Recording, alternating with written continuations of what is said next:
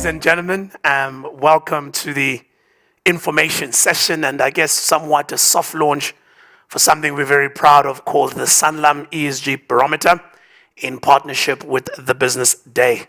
My name is Andile Kumalo and I will be your host this morning as we get through the detail of what it is that we are presenting to you guys as listed companies, as people that are working in the space of sustainability and also ESG.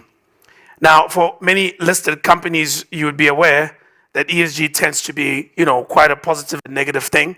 An article that was written by Stuart, who'll be presenting a little bit later on, was just talking about how much investments are made on the basis of sustainability and to what extent that could potentially rob South Africa of its ability to attract this investment if we don't find a way to get our story right.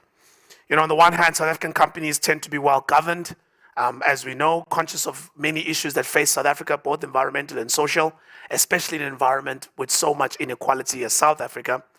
But on the other hand, we do tend to over-index when it comes to our carbon emissions, especially when they are valued per unit of economic activity. We also have a lot of corruption reporting and actual incidents, as you all know by now, and even score not so well when it comes to government quality indices. And all of these things contribute to a certain view when it comes to our country when investment decisions and capital allocation are made. Ourselves, Sanlam, Intellidex, and Business Day have come together to partner up and launch this Sanlam ESG Barometer. You might wonder, what is the difference? There's so many indices that seek to measure ESG. We've got one, in fact, right here at the JSE itself. What becomes that difference? Well, what we are trying to focus on is to what extent can we influence the outcomes or improve ESG outcomes. You'll see from the presentation that Stuart will make, he'll constantly refer to this concept that we call ESG additionality. In other words, to what extent could an investment lead to better ESG outcomes? So we are looking at a study or a research or a survey that looks forward as opposed to the many things we've all seen that tends to kind of audit and feedback on how each company is doing based on their history and based on good or bad things they've done before. So we are seeking to try and do the impossible. We're seeking to try and gather data and somewhat forecast where the future might lie for different companies on the JSE. It's a big, big project that we've taken on, but we think we can do it. And Stuart later on will be taking into a lot more detail about the business case behind it and how we plan to do it, and also specifically your participation in it. Obviously, all of this could not be possible without a commercial partner, and we turned our attention back to Africa's largest insurer, our partners at Sanlam, to really join us on this journey, help us put together a model that will actually get us the research that we want, and put on the map the whole issue of this additionality, this future change, because we all come from a certain background. But what are the things that Company X that's listed in the JSE needs to do to get better ESG outcomes going forward? On that note, the Chief Sustainability Officer of Sanlam recorded a message for us due to the fact that he had to attend COP27 out in Egypt. His name is Abel Sakau, and we have a video ready for you for him to share his thoughts. At the core of who we are at Sanlam is a mission to empower generations to be more financially confident, secure, and prosperous. For over 100 years, we've seen the impact of enabling and empowering millions of people across Africa to live with a life-changing confidence, financial confidence. This empowers people to protect the ones they love and the things they own.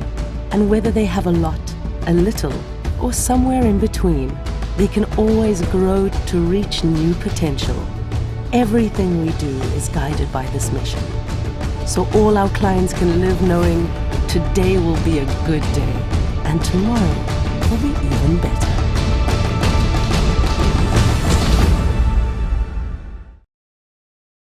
Good day, everyone. Welcome to the Sanlam ESG Barometer information session. You might be asking yourself, what does Sanlam have to do with ESG? Sanlam is a purpose-led organization that empowers its generation of customers to be financially confident, through offering services that empowers them with financial education, financial inclusion, and making sure that we can run our organization in a responsible and ethical manner. I would like to apologize of not being there in person. I am currently attending COP27 summit in Egypt. However, the Sanlam ESG Barometer is quite a very important event for us that we wanted to bring to South Africa, and also to ensure that South African business community can start debating the issues of ESG in a manner that will drive performance and also drive impact. You might have realized that ESG is becoming mainstream in organizational business strategy. In Sanlam, we have recognized the importance of ESG and how it can play a significant role in making sure that we can build a better tomorrow. However, then, we realize that the performance of organizations does not necessarily lead to societal and environmental impact that can be sustainable. That's why we are launching this Sanlam ESG Barometer to start the conversation about how ESG is integrated within organization, what good performance looks like, and how can we start measuring additionality within the environment of ESG performance. As a purpose-led organization, our purpose is to create and enhance positive social impact on society, environment, and the economy.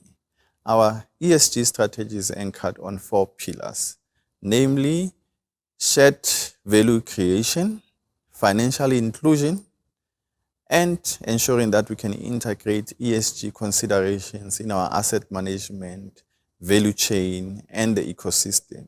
And most importantly, building partnership that will drive this positive impact in society, environment, and the economy. This is why we are excited to launch the ESG Barometer in partnership with Arena Holdings, Intellidex, and we believe the Sanlam ESG Barometer is the first of its kind, not only in South Africa, but in the world. The Sanlam ESG Barometer will measure and demonstrate how JSE-listed organizations take active role in integrating ESG into their strategy and drive positive impact in society, environment, and the economy.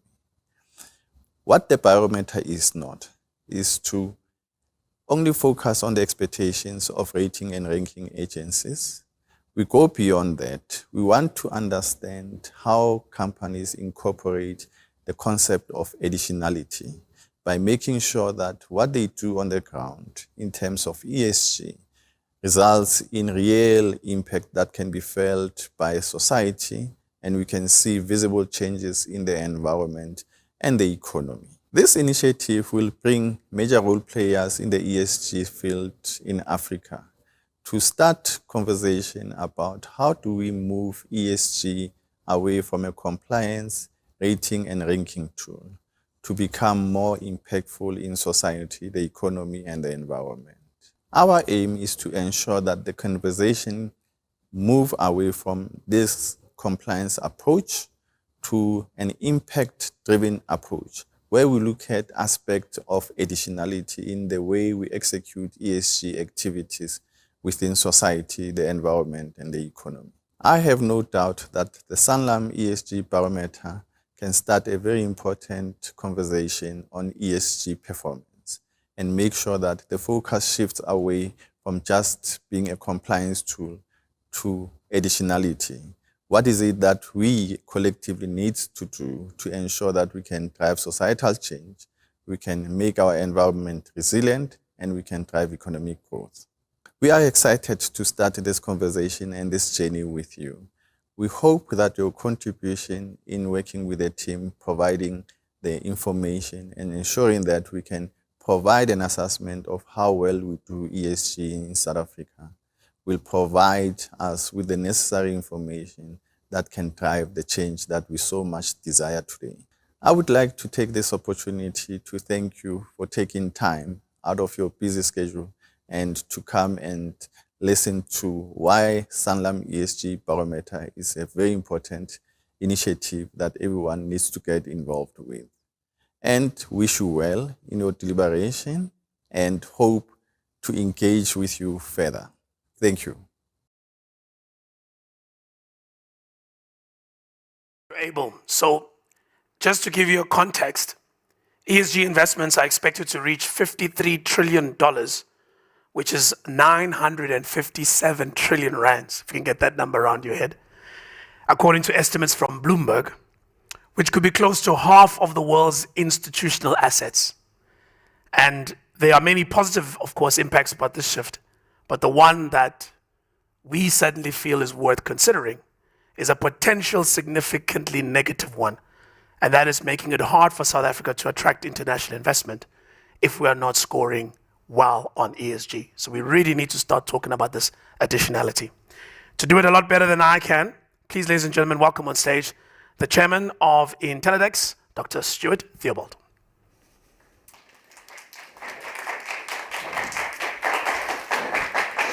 Good morning. Thank you very much, Andile, and thanks for Abel for that great introduction as well. I must apologize for appearing in front of you wearing a sock. This was a result of an encounter with a kettlebell in which my foot bent rather more than the bell did at the weekend. So apologies for that. Pretty awkward in the rain, I can tell you. So it's really great to have you here and really great to provide some information about what we're doing and what the ESG Barometer is all about. I'm sure by your presence here, you already see that there is a problem that we're trying to address, and that this mechanism is an initiative that could become very important in addressing that problem. And I'm going to spend a bit of time this morning talking to you about what the problem is, what we're trying to solve, what the burning platform is that drives action that we all need to take together. Then I want to talk through the solution, the ESG Barometer that you've heard about, and this idea of additionality that you've heard about a lot. What exactly is that? And in practice, the study we're going to undertake to assess and deliver thought leadership about additionality and ESG in a way that's going to improve the investment proposition and investment appetite for what South Africa needs to be able to deliver its own transition journey as we work towards a sustainable economy here. So let me just start a bit about the problem.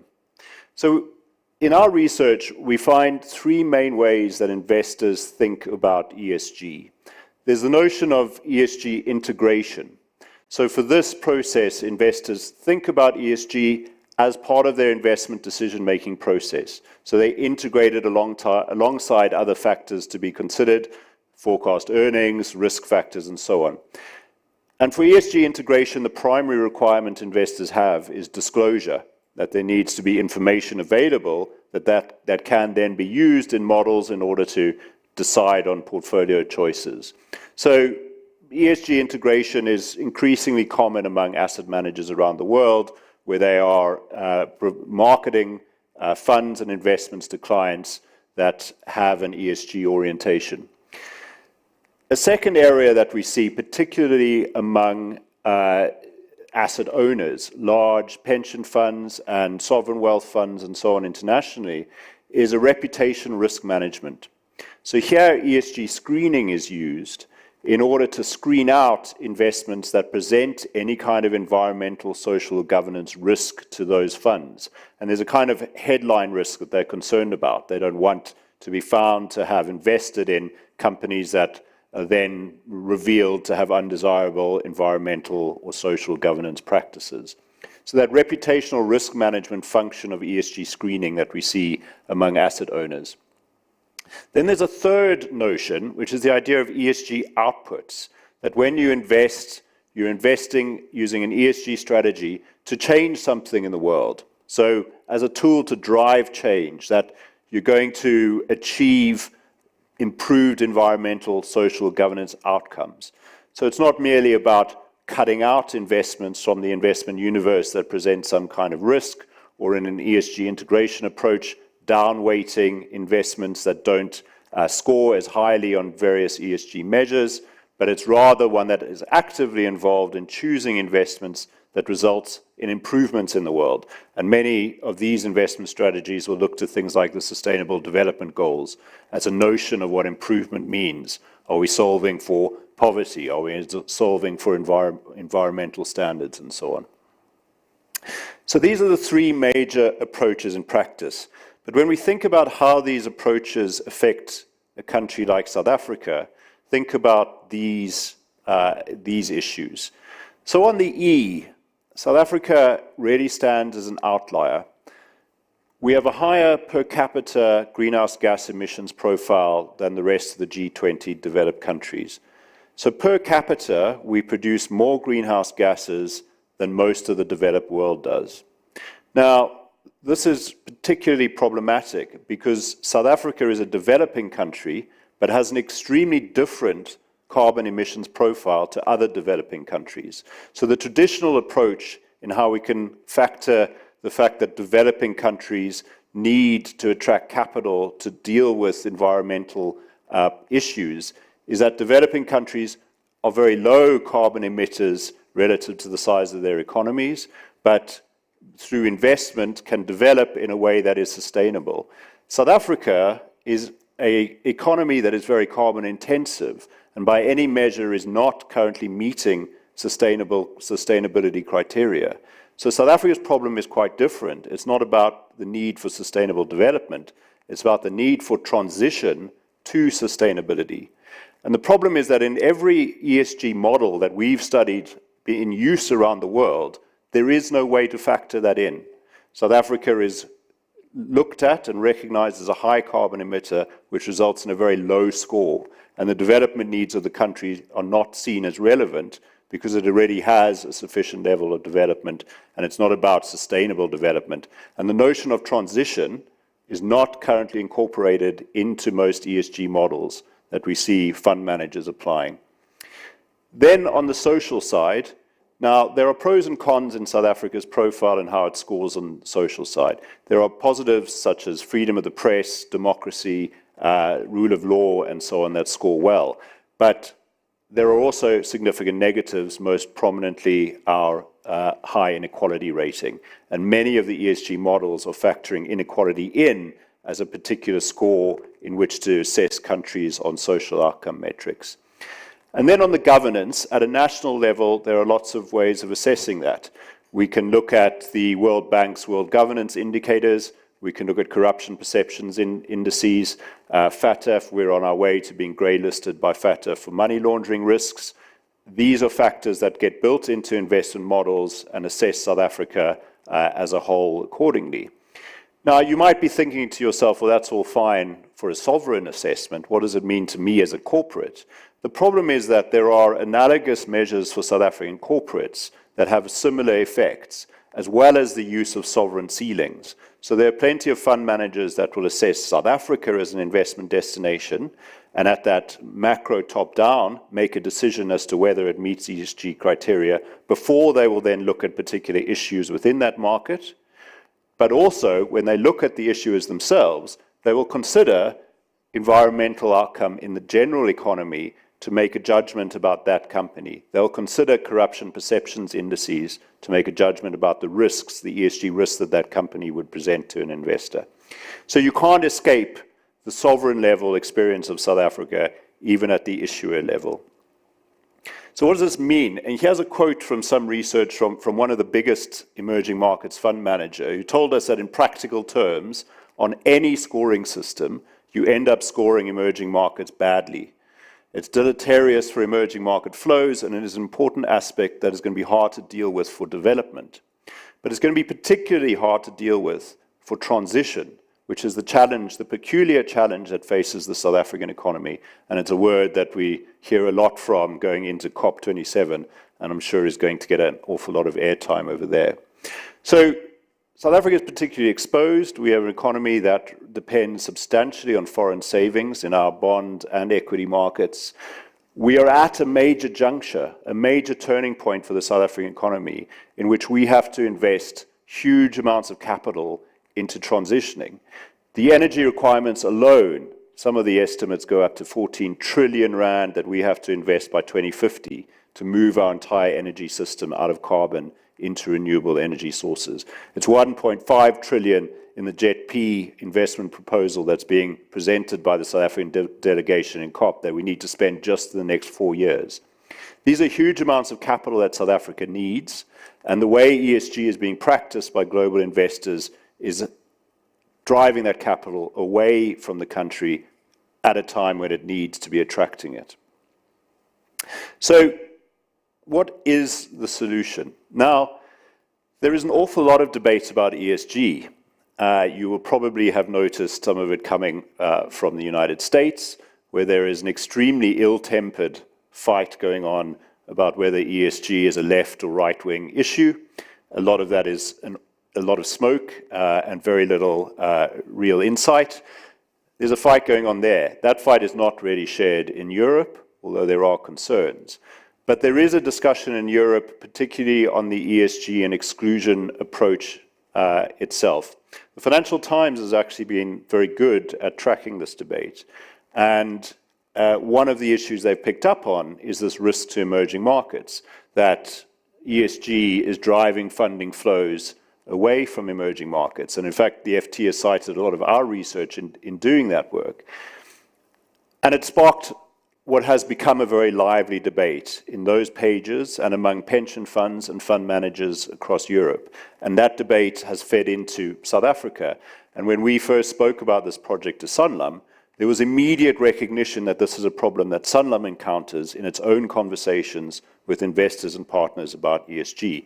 And it's true, I think, of all South African companies too. And I'd love to hear your input and your feedback. And part of the study is really to clarify and understand that as well.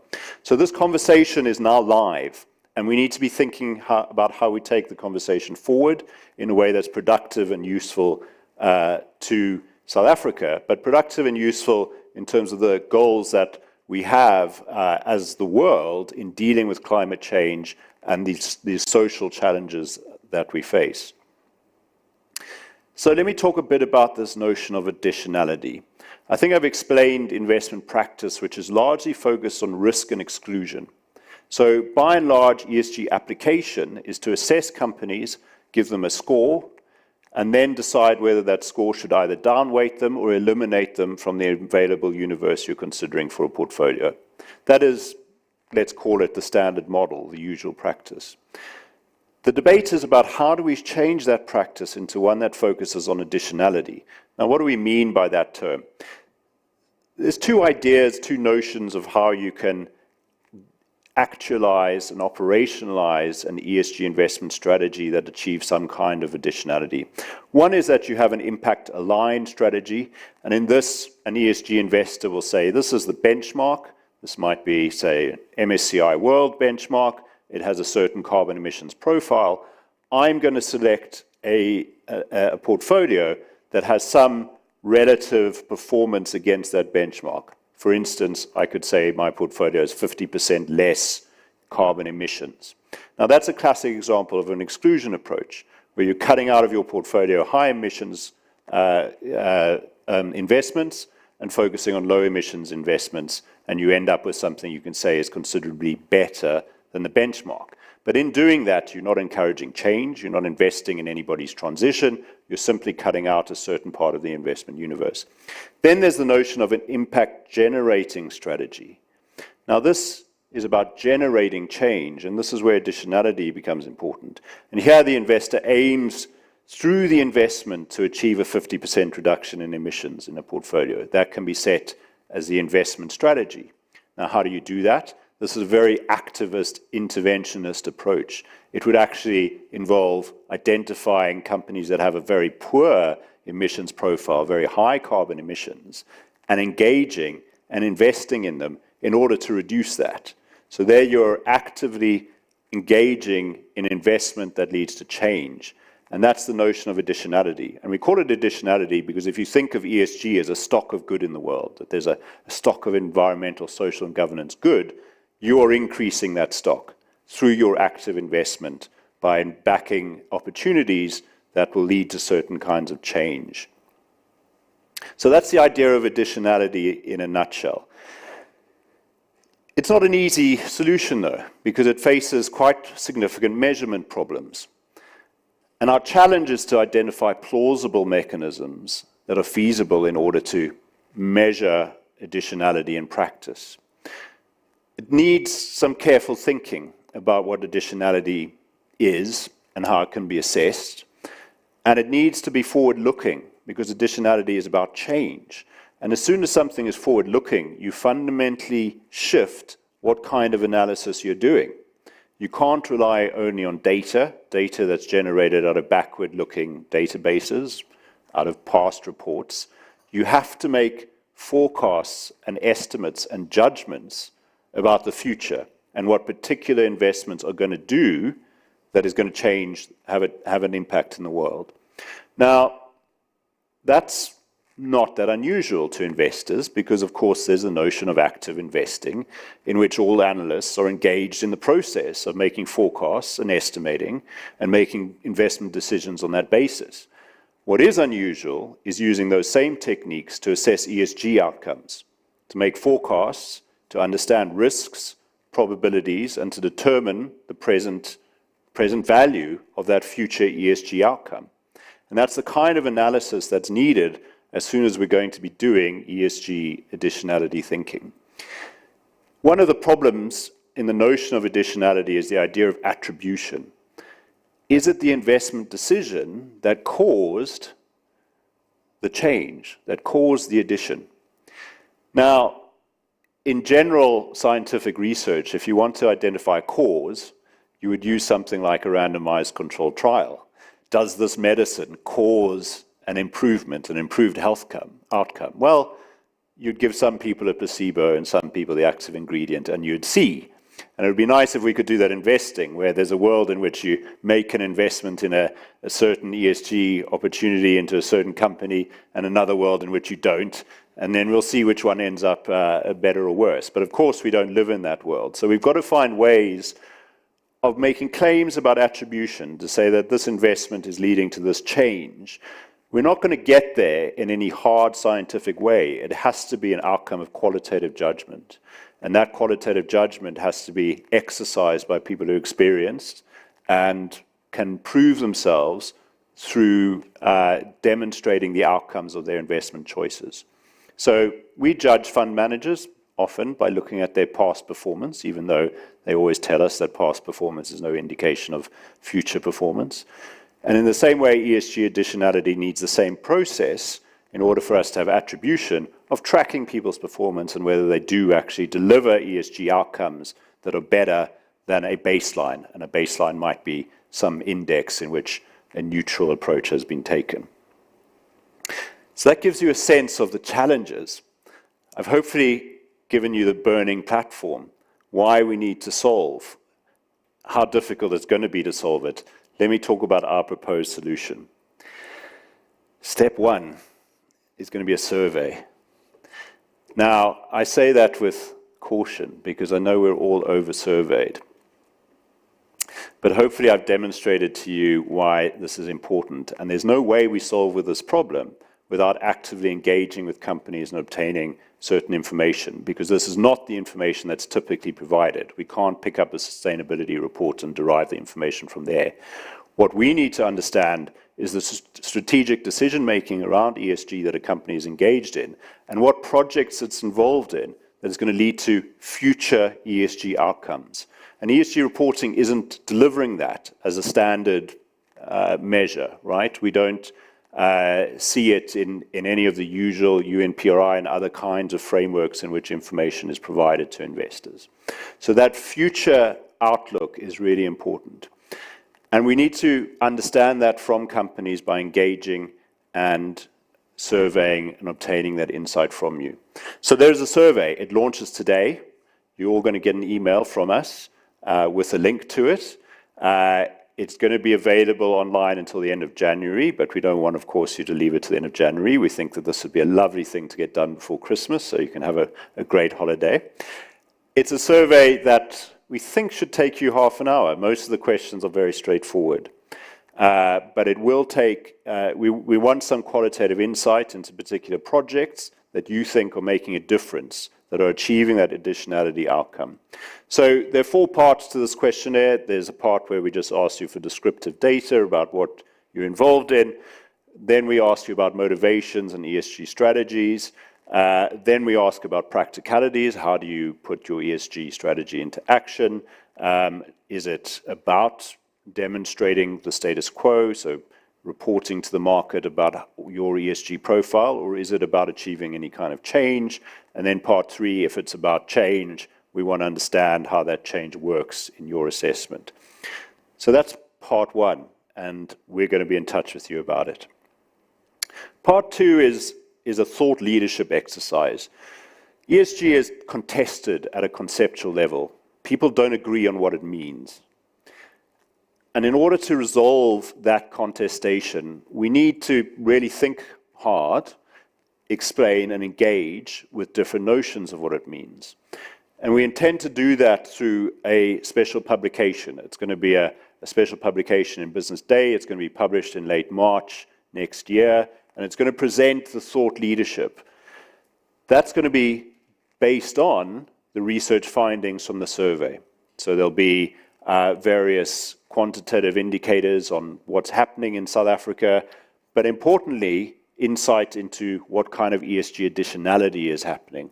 What does a traditional resources company that might exhibit a very weak sustainability profile plan to do to change that should be seen as an additionality outcome?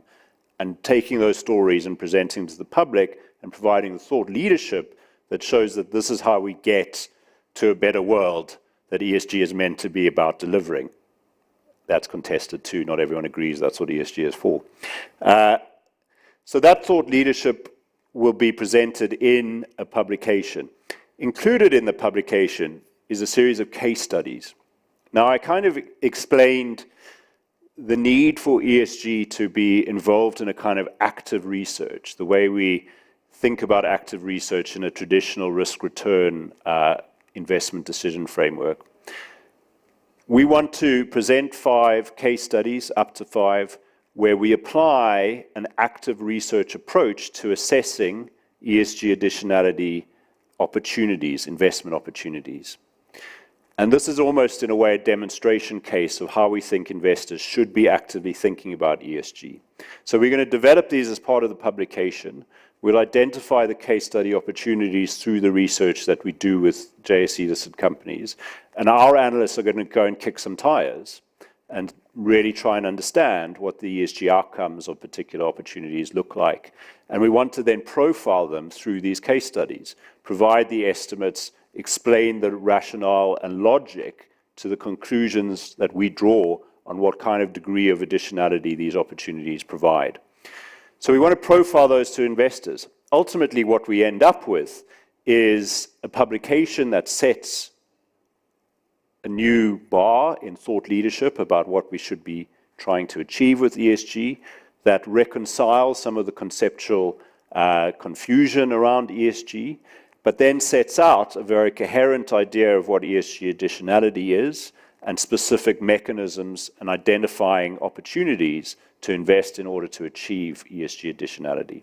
Now, this is going to be something we publish in Business Day, but it will have an online life, and we intend to take it to a global audience to explain what South Africa is doing to achieve transition and to achieve additionality, and in that way start to inform the debate that's happening internationally about how we deal with a country like South Africa, who doesn't just need development funding, development investing, but needs transition investing as well. That's the idea in a nutshell. Let me just tell you briefly about next steps, and then I want to take some questions. And let me say, I know that there's an audience on YouTube who are watching it live. You can post your questions on YouTube, and they're going to be fed through to me as well. So please ask questions there too. So the survey is now live. There are links. We're going to send these to you. There is further reading if you want to understand much more about some of the research background on here. Andile quoted from a piece, an op-ed that was in Business Day, when was it, either Monday or Friday. There are also other research reports, the FT coverage I've mentioned as well, all provides good reading background. And please engage with us. There is an email address there, esg@intellidex.coza. If you want to know more, have any questions, you can drop us an email and we'll happily engage with you. I want to pause there and make this more of a conversation and a discussion and take some questions, hopefully. So please feel free. Anybody got any thoughts? Yes. I mean, I work a lot with ESG. The question of how you will measure a JSE company. Ooh, crikey. Yes. The question is how you measure a company's ESG kind of efforts. And a lot of it obviously is kind of backward looking in ESG reports. And then again, it's what frameworks they're applying. So how do you get around, I guess, the reporting obstacle in terms of making sure it's an even playing field? So there are lots of disclosure standards, as you say, lots of reporting standards. We want to understand that. So part of the survey is what reporting standards do you comply with? Can you point us towards your reports in line with those standards? Part of the answers we want to give here are what are the reporting standards that have become standard among JSE companies? There are also some questions about the JSE's own disclosure thinking and so on. So we want to understand that quantitative disclosure that companies are doing, where they're doing it, and that's part of it. But I think an important outcome of the kind of active ESG research we're talking about is that it's not an even playing field. By its nature, it is a qualitative, subjective exercise in which analysts are attempting to identify opportunities for additionality. And that is never going to be a level playing field in the same way that active investment decision making isn't either. It's about picking winners. And our role will be to obtain the information we can that allows us to identify opportunities for deeper research. And we're then going to engage in deeper research with companies to say, can we understand these much more deeply? Can we come and kick the tires?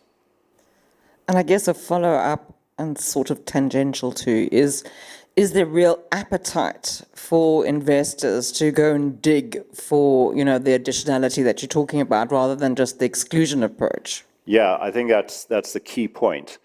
We don't think there is enough appetite. And part of what we're trying to do is engender the appetite.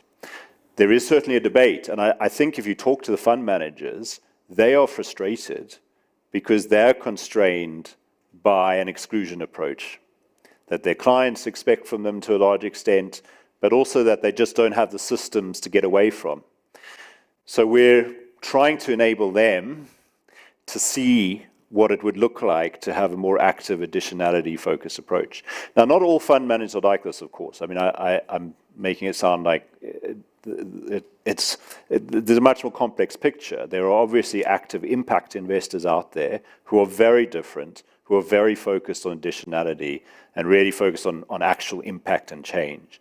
But when you look at the ESG universe, they're a rounding error in terms of the amount of assets that they control. So part of what we're trying to achieve is to move that ESG universe into one that understands additionality. There's a difference between additionality and impact. There is considerable concern that ESG has to be returns enhancing or at least returns neutral. And impact, while it's also a disputed concept, I think most people will agree an impact investment is one where you're maximizing social outcomes rather than financial outcomes. Now, ESG additionality is not about sacrificing financial outcomes, and I think that's important. And people say, well, what does that look like? How is that possible? I think there are great examples that you see, for instance, debt investors who will support investing in SOEs who are achieving social outcomes because it actually improves governance performance, improves long-term fiscal sustainability, and so on. So there are lots of examples of where additionality leads to improved financial and risk outcomes. And certainly from a risk perspective, ESG as it's practiced is about avoiding environmental and social harms to your investment. And we think additionality achieves that same objective just in an active way. Instead of just cutting out investments where there are environmental social harms that are high risk, are you investing in a way that's actively reducing the risks? And that's what additionality achieves, as distinct from impact. But I think there's a lot to learn from impact in how you actively go and research and identify opportunities. So it's an important part of the universe. It's a long answer, sorry.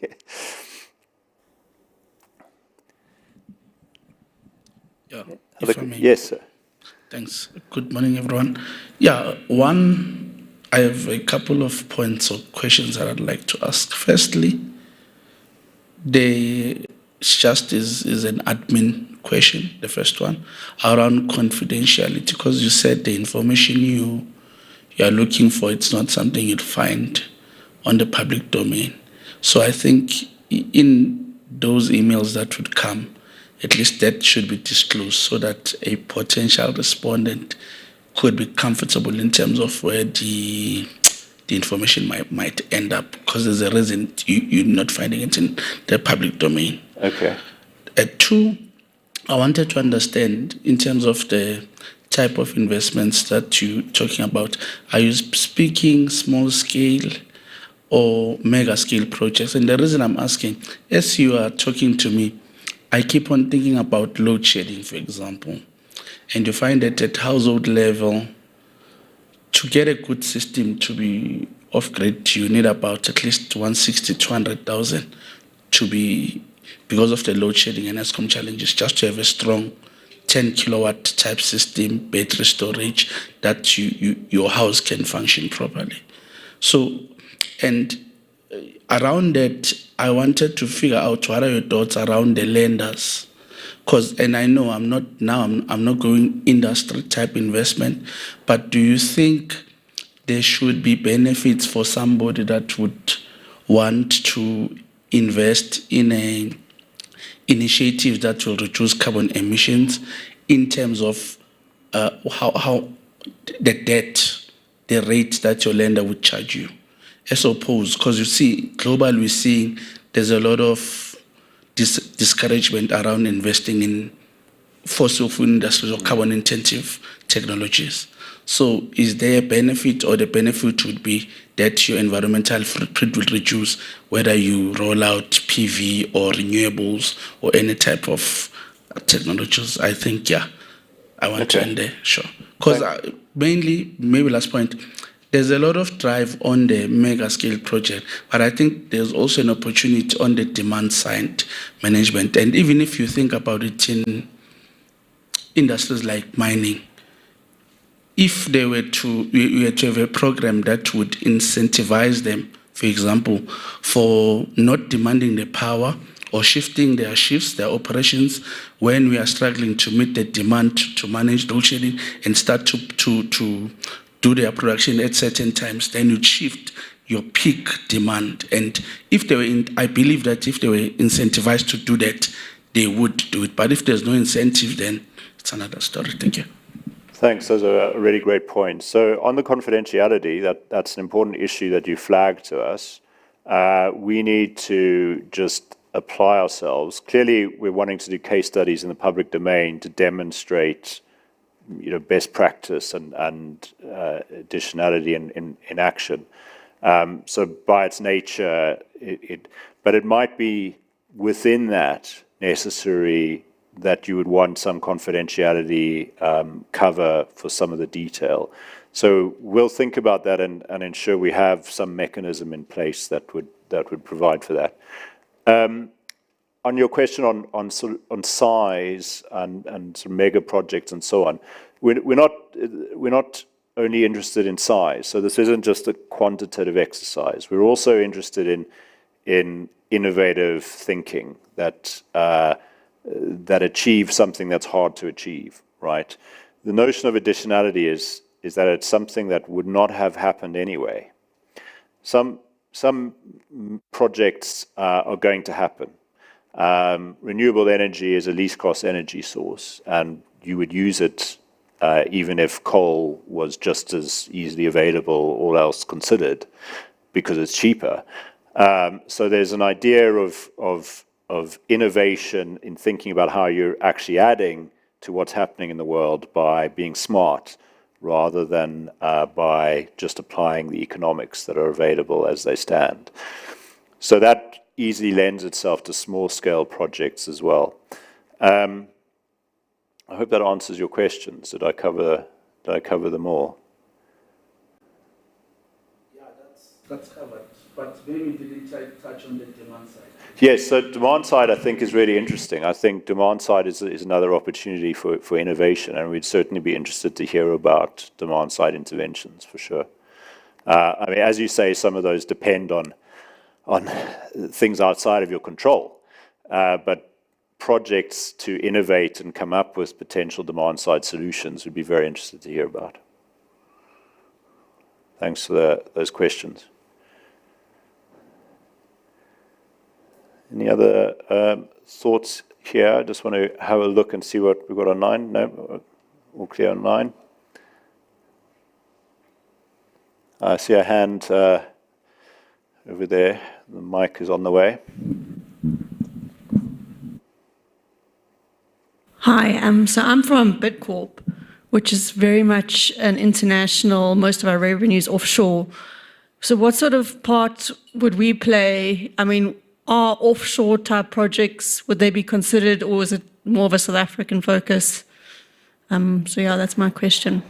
Look, it is more of a South Africa focus, but we're interested in learning about what you as a company are doing as well. I mean, you're obviously a South African investment destination with operations offshore.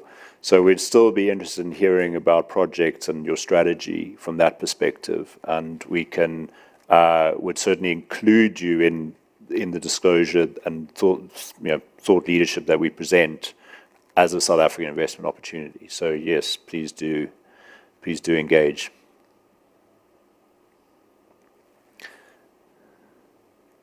Yeah. Mike, yeah. No, please do. Stuart, I mean, I find it incredibly frustrating to you that sort of the South African mining industry is, clubbed for the fact that they are heavily reliant on coal, obviously. But when you look at their kind of social, so the S and the G part of it, I mean, the impact that they're delivering, as demonstrated, I guess, by upholding the South African economy during COVID pretty much, and also the impact on COVID itself in terms of vaccinations and stuff like that.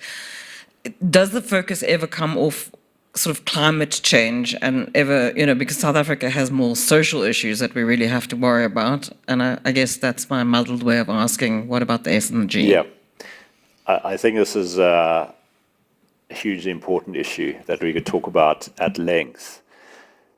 There is certainly a global bias towards the E, and this is in itself problematic. The E is a developed world concern because it directly affects them in a way that the S doesn't. The S is remote and distant, but the E is present. There is also in the sort of global narrative very concrete concepts of E, carbon emissions, net zero, very clear ideas of what we're trying to achieve. But as soon as you go to the social, it's very complex. How do we measure everything from maternal health to access to water to sanitation, poverty? The social world is so much more complex. And I think that complexity dilutes in action people's engagement with the social. The governance side, I think, gets a bit lost in the mix of everything else because it's never clear whether we're talking about the governance of the E and the S or governance as some independent notion. And then you think, well, governance has always been part of investment research, so why do we have it here? And so the governance has its own kind of issues. I think on the S, what is frustrating, and I share your frustration, is that developing countries should be offering a competitive advantage on the S. So the impact of capital in terms of what it can deliver on various ways of measuring S is far greater in, say, Africa than in Europe, simply because your base is lower, so your marginal impact is going to be higher.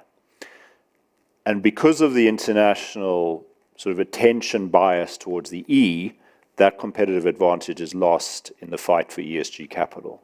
And that's a problem. Now, in this exercise, we want to think about that problem too. So the example you give of a mining company that has very positive S effects, we want to know about that, and we want to be able to profile it. We think it's really important to demonstrate how to think about the S in a way that's appropriately balanced against the E. Some of this conversation is just reduced to the E by claims such as, without environmental sustainability, the S is never going to be achieved, that kind of thinking. Now, there's some truth in that, but there are certainly shorter-term S outcomes that are very important and can outweigh some environmental negatives, and you've got to be clear-eyed about trading those things off. And I don't think there is that much clear thinking about that at the moment. So we certainly want to engage in this too. Thanks for the great questions. Nothing further? Excellent. Thank you very much for your time. Stuart. And back to Andile. Thank you, sir. All right, ladies and gentlemen, the survey is live. I absolutely had to double check. So I've clicked on the link. So if you go to the link that Stuart has, Stuart, I'm going to try and play with your machine here and get back. There you go. That is where you will find the link, the third bullet point. You can access everything that you need to know as well. It'll give you a nice intro on the page, and you can click on the link and, of course, join the survey. Of course, between now and the closing date, we'll be making sure that we chase you up, all the listed companies, including Bidcorp, thank you very much, to make sure that you guys participate in the survey and get the information. And as Stuart said, we'll then also work on the thought leadership piece, which will all culminate in the report being launched in March 2023. We're looking forward to adding our voice, or a slightly different voice, to the ESG debate, one that talks to this ESG additionality. We should trademark this. I think there might be something there for us to talk about. But it's really exciting to be talking about ESG more forward-looking, or ESG about if there is indeed investments for impact, how can they result in a better and more positive ESG outcome. Ladies and gentlemen, there is coffee. There are some eats as well. So please make sure you grab some. And of course, the team is still here. The team from Intellidex is still here. The team from Business Day is still here. If you have any questions, please, you're more than welcome to stick around. Thank you very much for joining us this morning.